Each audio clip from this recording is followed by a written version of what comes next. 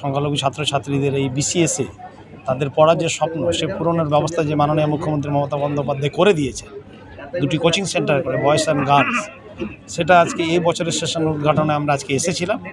সত্যি এটা আনন্দদায়ক বিষয়। এই সমাজের ছেলেমেয়েরা বিসিএস, আইএএস, আইপিএস হওয়ার যে স্বপ্ন ছিল সেটা পূরণ হচ্ছে এই কর্পোরেশনের মাধ্যমে মাননীয় মুখ্যমন্ত্রীর জন্য। বিসিএস, আইপিএস, আইএএস হওয়ার স্বপ্ন একটি চ্যালেঞ্জিং যাত্রা। এই স্বপ্নকে বাস্তবায়িত করতে সংখ্যালঘু পড়ুয়াদের জন্য চলতি বছরের কোচিং সেশনের উদ্বোধন হয়ে গেল মুর্শিদাবাদ জেলা প্রশাসনের উদ্যোগে। মুর্শিদাবাদ জেলার সংখ্যালঘু যুবক যুবতীদের জন্য WBCS ইত্যাদি পরীক্ষার জন্য প্রাক নিয়োগ কোচিংয়ের উদ্বোধন হয়ে গেল সোমবার। বহরমপুর রবীন্দ্র সদনে এই বিষয়ে হয় সচেতনতামূলক অনুষ্ঠান।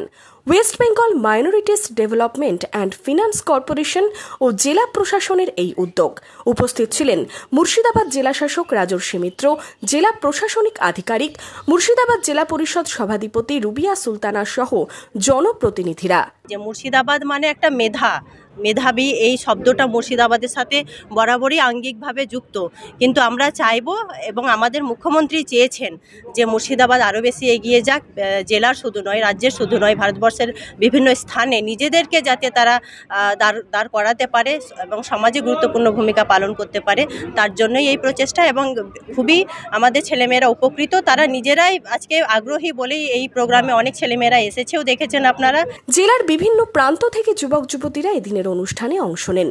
এদিনের অনুষ্ঠানের মাধ্যমেই স্কলারশিপ, ব্যবসার জন্য লোনের পরিষেবাও পেলেন আবেদনকারীরা। আমাকে বিজনেসের জন্য লোন দেওয়া হয়েছে ওই মাইনরিটি অফিস থেকে, সেটার জন্য এসেছি। মাইনরিটি অফিস থেকে হ্যাঁ করেছিলাম। আমার একটু সময় লেগেছে, আমার অনেক কিছু প্রবলেম ছিল, আমার অনেক দিনই হলো, প্রায় 6 মাসের ওপর হয়ে গেল। এখন সময় কম লাগে। Tailoring materials.